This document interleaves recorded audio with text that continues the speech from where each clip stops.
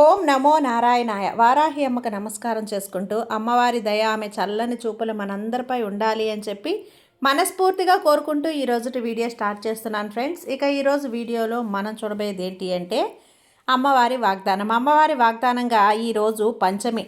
అమ్మకి ఎంతో విశేషమైనటువంటి ఈ రోజున అమ్మ మనకు చెప్పేటువంటి ఆ వాగ్దానం ఏంటి అని వినే ముందుగా మన ఛానల్ని కనుక ఎవరైనా సరే కొత్తగా చూస్తూ ఉన్నట్లయితే ప్లీజ్ సబ్స్క్రైబ్ చేసుకోండి ఫ్రెండ్స్. వీడియో నచ్చితే కనుక లైక్ చేయండి, షేర్ చేయండి, కామెంట్ చేయండి, కొంచెం సపోర్ట్ చేయండి. ఇక వీడియోలోకి వెళ్ళబోయే ముందుగా ఒక్కసారి మనకు బాగా తెలిసినటువంటి గురువుగారండి శ్రీ వారాహి అమ్మవారి ఆశీస్సులతో జ్యోతిష్యం చెప్తున్నారు. నెంబర్ 1 వశీకరణ స్పెషలిస్ట్ గురూజీ సుబ్రహ్మణ్యం రాజు గారు. Contact number 7075662225. ఈ గురువుగారు చెప్పింది చెప్పినట్లుగా జరిగిందండి. భార్యాభర్తల మధ్య ఎలాంటి గొడవలున్నా, విదేశీ ప్రయాణం ఆలస్యం అవుతూ ఉన్నా, ధనం నిలకడగా లేకపోయినా, ప్రేమ, పెళ్లి, సంతానం లేకపోవటం, కోర్టు సమస్యలు, గృహము మరియు కుటుంబ సమస్యలు, నమ్మిన వ్యక్తి మోసం చేయటం, స్త్రీలకు పురుషులకు సంబంధించిన గుప్త సమస్యలు ఎటువంటివైనా సరే రోజుల్లో పరిష్కారం చేయబడును. మీరు ఎంతోమంది దగ్గర జ్యోతిష్యం చెప్పించుకొని పరిష్కారాలు చేయించుకొని నిరాశ చెంది ఉన్నట్లయితే ఒక్కసారి ఆదికొండ దేవతలైన కోయరాజు గారికి ఒక్కసారి కాల్ చేయండి. కోయ గురూజీ గారు కొండదేవత పూజారి సుబ్రహ్మణ్యం రాజు గారు. Contact number 7075662225. ఈ గురువుగారు మా జీవితంలో కూడా ఎన్నో మార్పులు తెచ్చారండి. కాబట్టే నమ్మకంగా చెప్తున్నాను. జై వారాహి అమ్మ. ఇక వీడియోలోకి వచ్చేస్తే అమ్మవారు ఏం చెప్తున్నారు అంటే, ఈ పంచమి నీకు ఒక అద్భుతమైన వరాన్ని అందిస్తున్నాను. నా బంగారు తల్లి కదా, నువ్వు నా భక్తురాలైన నీకు ఆలస్యం కాకుండా ఈ యొక్క న్యాయమైన కోరిక అనేది నేను తీరుస్తాను. ఈ పంచమి అనుగ్రహం నీపై ఉంటే నీకు దేనికి కొదవ ఉండదు బిడ్డ. ఈ శక్తి నీకు అనుగ్రహిస్తాను అంటే నీకు ఎలాంటి అపజయం కలగదు. తప్పకుండా ఈ అమ్మ మాట విను. నువ్వు ఏది కోరుకుంటే అది వెనక్కి వెళ్తుంది. ఏది జరగడం లేదు అని బాధపడుతున్నావు కదా, ఇక ఆ బాధను తుడిచేయి. నీ కోరిక తీరలేదని బాధపడుతున్నావు. నీకు అమ్మ ఆలస్యం చేసిన న్యాయమే చేస్తానమ్మా. నేనెప్పుడూ కూడా న్యాయానికి, ధర్మానికి ఎక్కువ ముఖ్యత్వం ఇస్తానని నీకు తెలుసు కదా. ఇక నేనిచ్చే ఆలస్యం వెనుక నీకు అద్భుతాలు జరుగుతాయి బిడ్డ. ఈ విషయాన్ని నువ్వు గుర్తుంచుకొని నిరుత్సాహం అనేది తీసేయి. ఇక నీ కోరిక తీరడానికి ఈ తల్లిని వేడుకున్నావు, కానీ నీ వంతు ప్రయత్నం చెయ్యాలి కదా. ప్రయత్నం ఎప్పుడూ కూడా వృధా కాదు. కాబట్టి నీ ప్రయత్నాన్ని ఆపవద్దు. నీవు చేసే ప్రయత్నం, కృషి నీకు గెలుపును మాత్రమే చేరుస్తుంది. అడుగులు చిన్నవేగా కనిపించినా కూడా నువ్వు వెళ్ళే దారి, నువ్వు చేసే ప్రయత్నం, కృషి, కష్టం అన్నింటికీ తప్పకుండా ఫలితం పెద్దదిగానే ఉంటుంది. ముందుకు సాగు. అపజయాలు నీ యొక్క గెలుపుని ఆపలేవు. నీకు వచ్చే అపజయాలు కూడా నిలువెత్తు నిదర్శనాలుగా, విజయాలుగా మారుతాయి. కాబట్టి నీ నమ్మకం, ఆత్మవిశ్వాసం, నీలోని బలం దేనికి కూడా కొంచెం కూడా కోల్పోవద్దు. సమయం కష్టంగా అనిపించినప్పుడే నువ్వు మరింత బలంగా నిలబడాలి. ఈ శక్తి యొక్క శక్తి నీకు ధారబోస్తాను. నిన్ను బలంగా ఎదుర్కొనేలా చేస్తాను. ఎలాంటి అడ్డంకులు వచ్చినా, క్లిష్ట పరిస్థితులు వచ్చినా అన్నింటినీ ఎదుర్కొని నిలబడి ఒక మనోధైర్యం అనేది నీకు కల్పిస్తాను. నువ్వు చిన్న చిన్న విషయాలకి కృంగిపోతే ఎలా? కష్టపడింది ఏదీ రాదమ్మా. కష్టపడకపోతే ఏది వస్తుంది చెప్పు? అలాగే ఓర్పు లేకుండా నువ్వు బ్రతకలేవు. అలాగే ఏదైనా సరే నేర్చుకున్నప్పుడే నీకు అది అర్థమవుతుంది. ఇక అందరి ముందు నువ్వు గర్వంగా నిలవాలి. ఈ విషయాలు నువ్వు తప్పకుండా తెలుసుకోవాలి.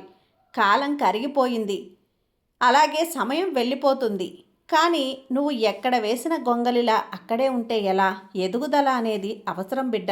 కాబట్టి నీ ఎదుగుదలకు ఏం చెయ్యాలో నీ వంతు కృషి చెయ్యి. మిగతాది ఈ అమ్మకు అప్పగించు. అప్పుడే కదా నీకు ఏది కావాలో నేను ఇస్తాను. నువ్వు కృషి లేకుండా ఏది కూడా సాధ్యం కాదు. ఈ తల్లి కూడా నీలో శక్తి సామర్థ్యాలు పరీక్షించాలని, శక్తివంతంగా నువ్వు కృషి చేసి ఏదైనా సాధించుకోవాలి అనే కదా నేను ఆశపడేది. అదే తల్లి, అదే నా ఆశ.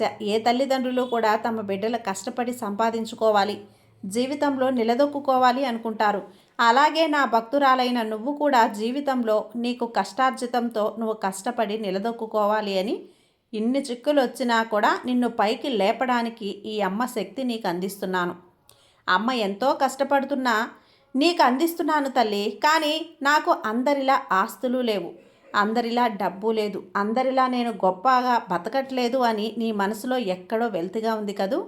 కాలంతో కరిగిపోయే ఆస్తుల కోసం కాకుండా నీ కోసం ఉండే బంధాలను ఎప్పుడూ కూడా కలుపుకో.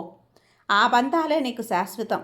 ఆ రోజు ఆస్తులు లేకపోతే సంపాదించుకోవచ్చు, కానీ నీకంటూ ఒక మనిషి లేకపోతే ఈరోజు నువ్వు మళ్ళీ తిరిగి సంపాదించుకోలేవు కదా. ఒక మనిషి నమ్మకాన్ని సంపాదించుకోలేవు. కాబట్టి ఎప్పుడూ కూడా కరిగిపోయే ఆస్తుల కోసం ప్రాకులాడకుండా నువ్వు ఎదగడానికి నీ కృషి ఎంత ముఖ్యమో అదేవిధంగా నువ్వు జీవితంలో ఆనందంగా ఉండడానికి కూడా నీకంటూ ఒక మనిషి అంతే అవసరం.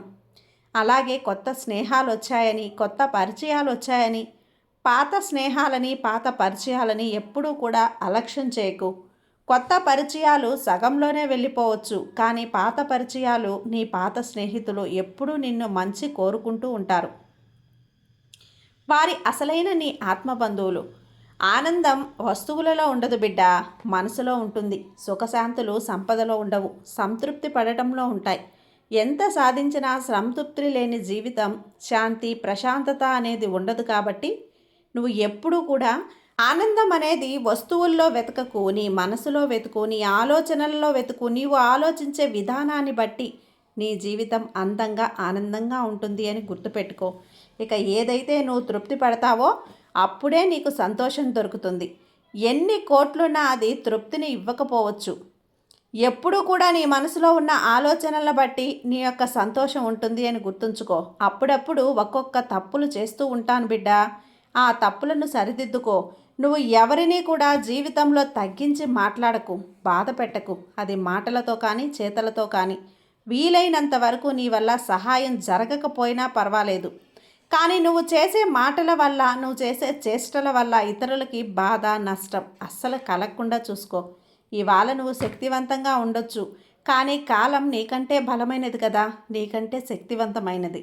కాబట్టి ఎప్పుడు ఏదైనా జరగవచ్చు. ఇప్పుడు ఈరోజు నీ రోజుగా ఉంటే రేపటికి అలాగే నీకు చెడు కాలంగా మారిపోతుంది. ఏది మన చేతుల్లో ఉండదని గుర్తుపెట్టుకో. కాలం ఎంత విచిత్రమైంది, ఎంత శక్తివంతమైంది అంటే ఒక పక్షి బతికి ఉన్నప్పుడు చీమల్ని తినేస్తుంది. ఎందుకంటే పక్షి కంటే చీమలు చిన్నవి కాబట్టి. అదే పక్షి చనిపోతే దాని చిన్న చీమలే దాన్ని తినేస్తాయి. పరిస్థితులు ఏ క్షణంలో అయినా సరే తారుమారైపోతాయమ్మా. కాబట్టి జీవితంలో ఎవరిని తగ్గించి బాధ పెట్టేటట్లు మాట్లాడవద్దు. ఇవాళ నువ్వు బలవంతునిగా ఉండొచ్చు, కానీ కాలం నీకంటే బలమైనది కదా. కాబట్టి ఆ బలానికి నువ్వు విలువ ఇవ్వాలి. కాలం ఏదిస్తే అది నువ్వు స్వీకరించాలి. కాలం విధిని ఎప్పుడూ కూడా తక్కువ అంచనా వేయకు. అది ఎప్పుడు ఎవరిని ఎలా మార్చాలో ఆ శక్తి ఆ కాలానికి మాత్రమే ఉంది. జీవితంలో అన్నింటినీ పరిచయం చేస్తుంది జీవితం. నాకేం పర్వాలేదు అని ధీమాగా ఉన్నవారిని కష్టాల్లో నెట్టివేస్తుంది. కష్టాల్లో ఉన్నవారిని అట్లాగే అన్ని కష్టాలు తీరి ఆనందంలో పడేస్తుంది ఈ కాలం. కాబట్టి కాలానికి ఉన్న శక్తి ఎవ్వరికీ లేదు. కష్టాలను చూసి నువ్వు భయపడొద్దు. కష్టాలు నీ సామర్థ్యాన్ని బయటకు తీస్తాయి. సుఖాలు నీ బలహీనతను బయట పెడతాయి. నీకు వచ్చే అవమానాలు నిన్ను ఒక్కొక్క మెట్టు ఎక్కేలా చేస్తాయి. అన్నీ కూడా నీ మంచికే అనుకో. ఎందుకంటే ఈ అమ్మ చెప్పేది ఒక్కటే. శక్తి స్వరూపిణి అయిన ఈ వారాహిని నువ్వు కొలుస్తున్నావు. నీకు ఎలాంటి ఆపదలు రావు. ఇక నీ యొక్క శత్రువులైనా నీకు వచ్చే చెడు కాలమైనా అంతా కూడా దూరం అవుతుంది. ఎందుకంటే ఈ వారాహి అమ్మను మొక్కుతున్నా నీకు ఎలాంటి చెడు ప్రభావము అందకుండా నీకు రక్షణ కవచంలా నేనుంటాను కదా. నన్ను దాటి ఎలాంటి చెడు అయినా కూడా నిన్ను దరిచేరదు. ఎలాంటి శత్రువులు కూడా నీ దగ్గరికి రారు. ఎంత పెద్ద శత్రువులైనా నీకు మిత్రులుగా కలిగించే సందర్భాలు, పరిస్థితులు నేను కల్పిస్తాను. నీకు శత్రువులుగా ఉన్నవారే ఉండరు తల్లి. నీకు చెడు తలపెట్టాలనేవారు అస్సలు ఉండరు. ఈ అమ్మను మొక్కిన వారికి ఆశీర్వాదం తప్ప చెడు ఎన్నడూ కూడా అందదు అని గుర్తుంచుకో.